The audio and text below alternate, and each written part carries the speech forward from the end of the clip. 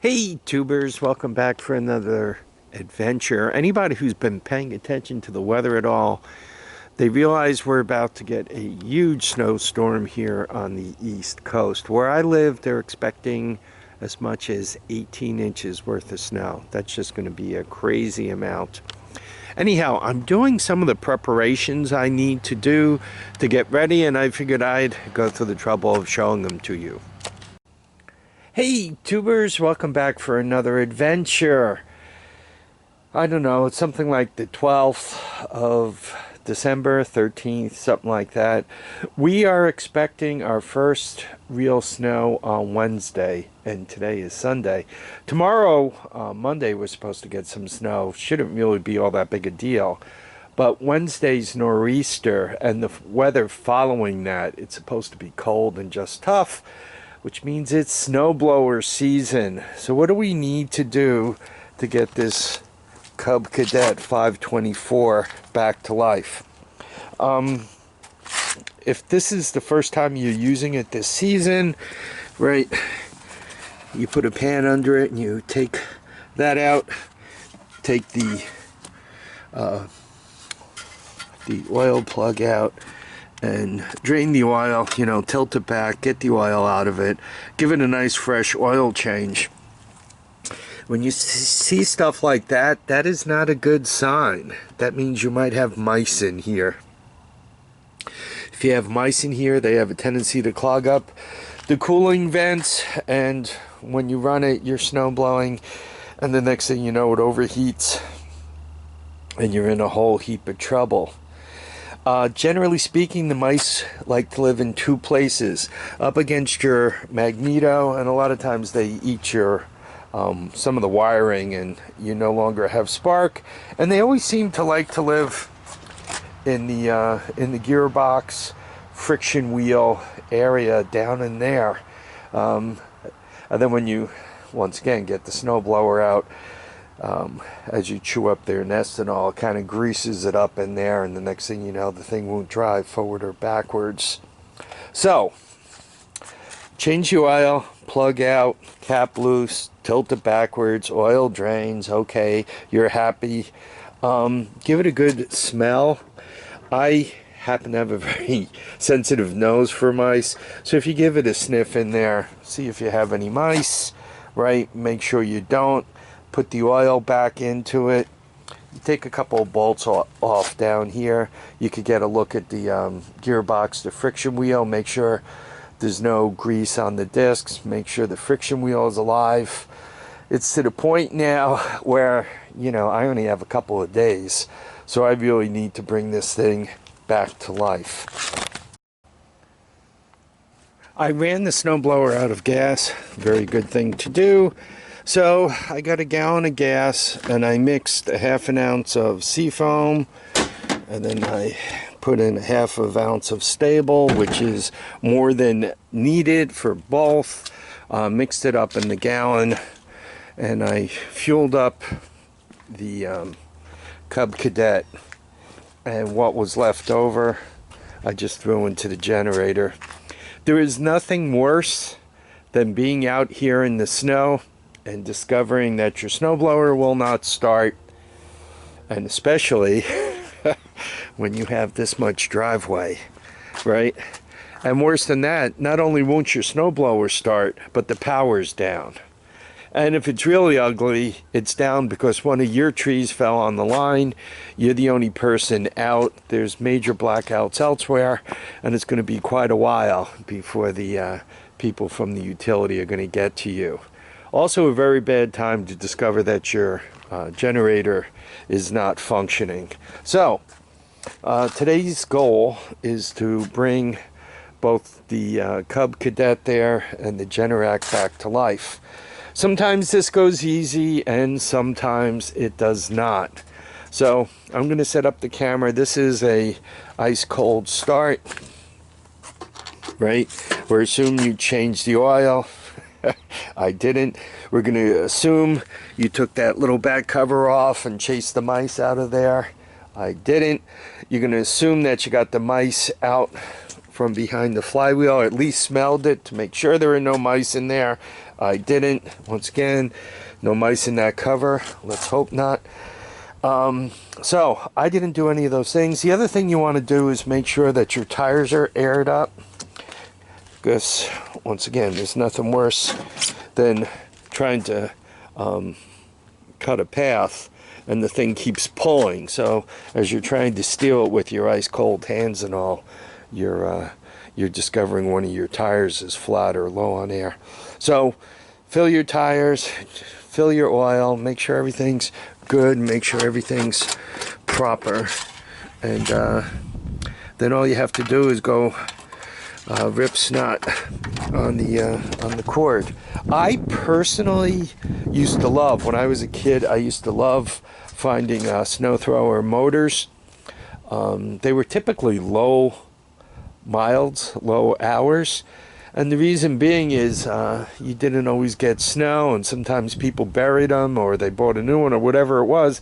So typically long before the engine was worn out, the snowblower was done, and it was in a landfill and easy to get out of that. I used to love that. So anyway, I'm going to set up the camera. Let's see if this puppy will start. Okay, let's see what this wants to do.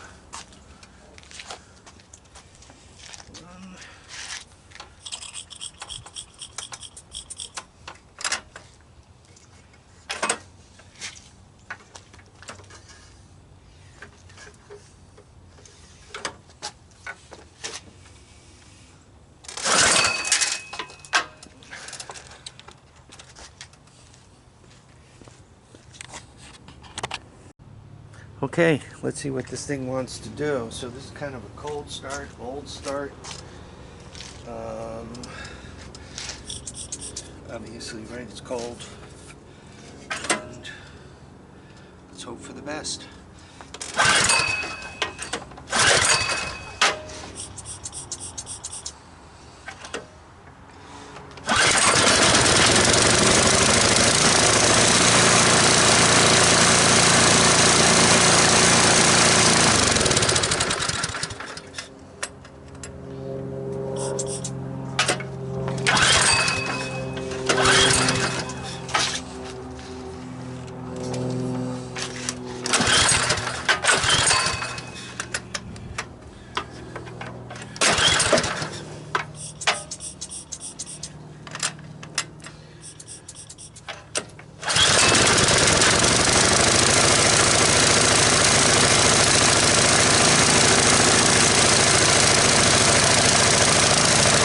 Let it run on choke.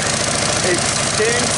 It smells like that gas stabilizer, and it smells like that alcohol, that sea foam. So I'm gonna let it run for a while. I'm gonna set the camera down, let it see if it cleans itself up. Okay, so it runs, moves, does everything it's supposed to. This works well. I'm going to give those a quick grease before I put it aside. By the way, I put the impeller extensions on this. I think you guys could see them there. I just, you can buy them off of eBay, or you could cut up an old all-terrain vehicle tire. Something without steel belts, right? You don't want to be rubbing steel against steel. Or you can even, I got a flat wide belt from Tractor Supply and cut that up, and you guys could see how I put it on there. It makes a huge difference for throwing snow. Huge, huge, huge, huge.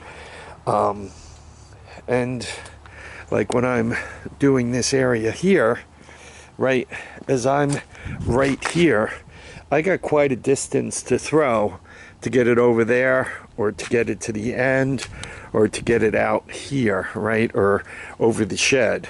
So I recommend those extensions if you have a bigger driveway. So snowblower's done. We're going to move on to the generator. Okay, let's talk generators.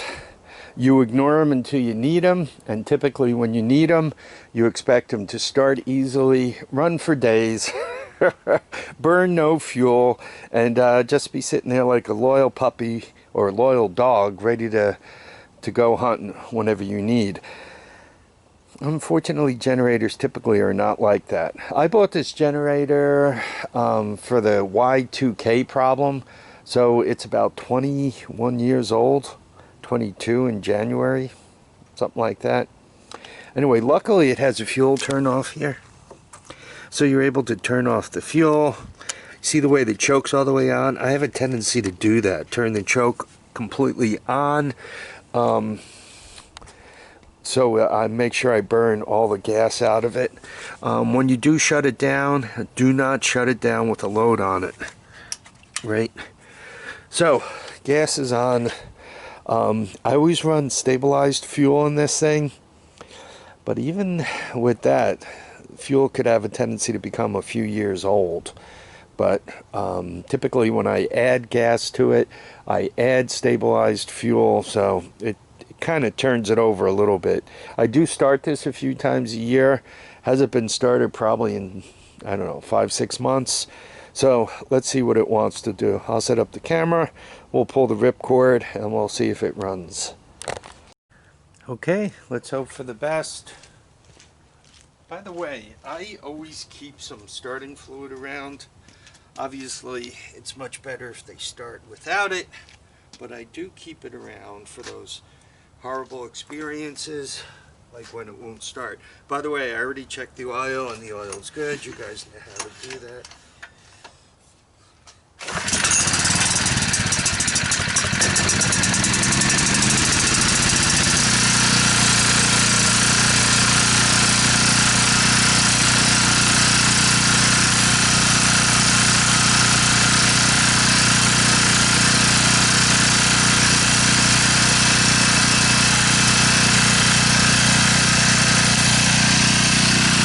So, obviously, it starts and it runs and it produces power. I like this generator a lot because the 120 outlet really does produce a rock solid 20 amps. So if you got to start a hard starting motor, like in my case, the furnace seems to take a lot of power when it fires up. The generator doesn't groan or fight it, and the furnace doesn't make bad sounds. Also, for 220, this thing is rock solid. Fires my well right up, and the generator doesn't even skip a beat. Doesn't even seem to have to, you know, hit the governor. So I'm going to let this run a while. Run some fuel through it. Once again, with all this stuff, check the oil, check the gas, change your oil, you know, treat this stuff well, and it'll treat you well. The only other thing I need to do is make it so that all this junk is accessible. There's nothing worse than needing a generator and not being able to get to it, or needing your snowblower and having to shovel the driveway to get to it. You really want to make all this stuff easily accessible. So I mentioned I use a generator to power the house, which is the well, the furnace, stuff like that. I use this little inverter to power the pellet stove, the TV set, satellite dish, cable, if it's still functional, and so forth. The reason why I like this is the pellet stove puts out enough heat to kind of carry the house, and this thing sips fuel. The Generac does not sip fuel. It puts you know, it puts down a gallon in just a couple of hours, 3 on the outside if you're not pulling much of a load. This thing will sip a gallon of gas and run 8 hours, give or take a little bit, once again depending on the loading. Anyway, this thing hasn't been started in a while, so I'm going to check a couple of things. I'll bring you along for that. Just, this is the kind of stuff you kind of have to do if you expect your generator to start when you really need it. Obviously, you check the gas, make sure there's gas in there. Make sure it still smells halfway decent. This thing hasn't been started in a long time, so it's probably gonna be a little cranky. I'm gonna take this cover off. Makes it a little easier to get started. Taking the cover off is easy enough. There are 2 screws you take out. Checking the oil. You just loosen this up and check it. And I'm going to give it a hoot of starting fluid to make sure it's going to start. As I mentioned, this thing is a fussy starter, so cold start. Set that there. We're going to give it a little hoot of starting fluid. Hopefully I can show this to you close enough. And hopefully she fires right up.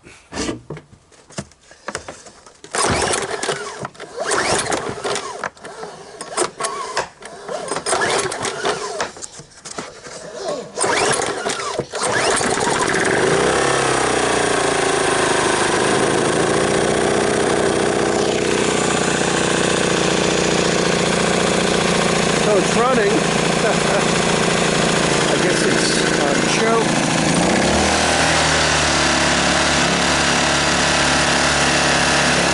Sign. And what we have here is just a power meter. You can see 121 volts. That's a good thing. Turn it a little bit so I can see it better. So you can see the 121 volts. And when I go to hertz, 59.9.